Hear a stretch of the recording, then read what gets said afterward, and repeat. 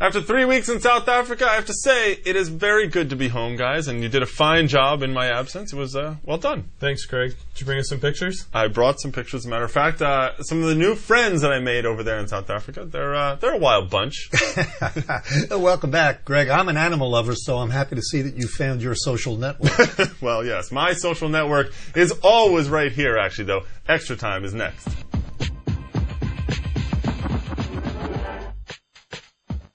Welcome to Extra Time, everybody. I'm your host, Greg Lawless, alongside Shep Messing, as always, and Jason. Guys, it's been a pretty interesting week around MLS, and we're going to start out with Act 1, United They Stand, which has to do, of course, with DC United and their big match against Columbus. Jason, DC played very well, but they weren't able to get all 3 points, were they? No, I mean, you take for a road game, though, for DC United, they have to be happy with that effort. They definitely held play for most of the game, and they were the attacking team. I thought for the most part they had to play. Yeah, I think for me it was a pleasant surprise because DC United missing a lot of players, but they didn't come back.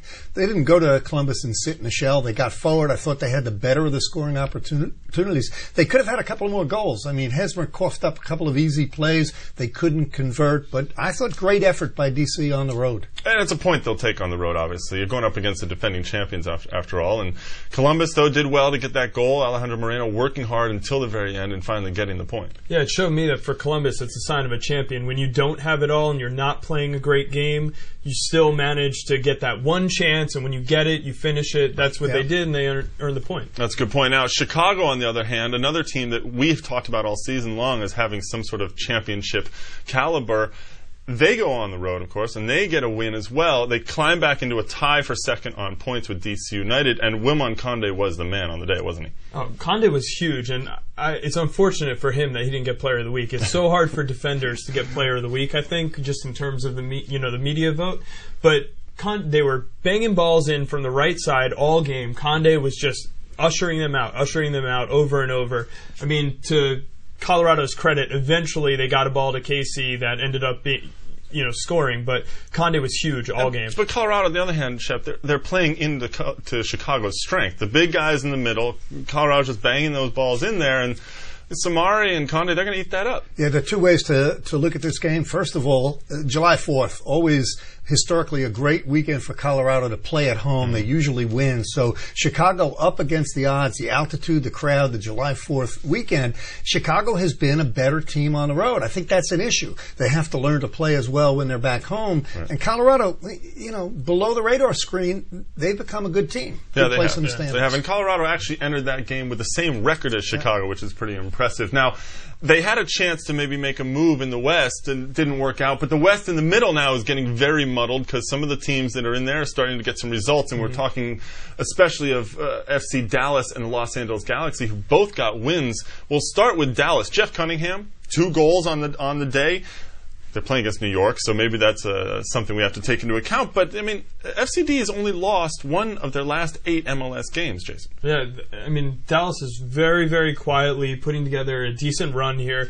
The interesting part for me is that when Cooper's gone, Cunningham can score. When Cooper's back, that mix isn't there. So the question is, how does Dallas put it together? What do they have to do to when they get their full team back, how are they going to keep this up, this momentum? Well, I watched the game and called the game, and what impressed me was in the midfield, Ferreira getting forward, orchestrating, making darting runs, and McCarty really sitting back. He's an atypical defensive midfielder, but playing in front of that back four, he'd win the ball and he'd distribute. He'd get forward, flick it around. Well, Jason, we were talking actually before the show about how McCarty's looking like Richard Mulrooney in his prime. He looks like Mulrooney when he was a little bit younger. Not to say that he's slowed too much, but Mulrooney never had the physical. It's okay, we can say he's slowed a little. He's never had the physical attributes to really be a dominating midfield presence. He's not Shalry Joseph, but he did the job. And he knew what to do with the ball when he got it. He was a quick thinker, and that's really what McCarty has. So I think Ray Burse has done a good job in goal, and it's not a given to me that when Dario Sala is healthy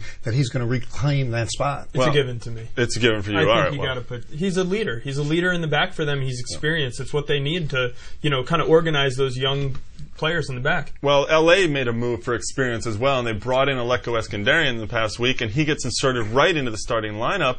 And what does he do? He goes out and gets a goal as the Galaxy go for their second consecutive 1-0 win. They beat New England on Eskandarian's goal.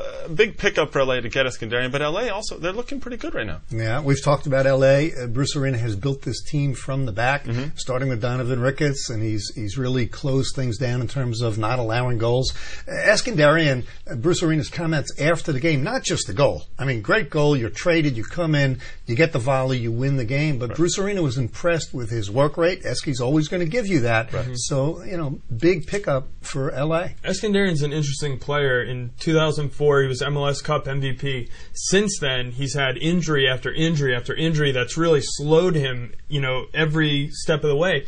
So you almost don't really know, is he washed up and he can't really contribute anymore? Or if he got some time on the field, would he be able to, get back to that 2004 form? And I think we might, get a chance to see it with LA. Well, Eskandarian's always been a really good team guy, great for chemistry, and that's been important. Now, also in Houston, chemistry has always been key for their success. They got another win. They're on a roll, top of the West. They lose some players to international call-ups. Mike Chabala comes in on the left side of defense and does a fantastic job. They just keep rolling. I mean, what is it, Shep, that Dominic Kinnear just gets them doing? Yeah, we've talked about it before in Major League Soccer, just like every other league in the world. When you have an organization, when you have a coach that knows what kind of system, what kind of tactics he's going to play, the players, when they're slotted in, they have a job to do. So it wasn't too long ago at the beginning of the year that Houston was really struggling, but they're on a roll now. Yeah, I think Chabala is a good example of a player who developed in MLS. He was a 2006 draft pick, way under the radar, although he did go in the same round as Jonathan Bornstein, fourth round. Yeah. And he developed with the team. He hadn't played a game in MLS in 3 years, but he was ready when they needed him. They needed him. Now he's coming on, and he's really, shown that he can contribute. It's a system that Houston has, and it's obviously successful. Dominic Kinnear keeps that rolling along. We guys should get an award all the time. Well, that's it for today's show, but on Wednesday in Act 2, we're going to be talking about some of our mid-season ET awards.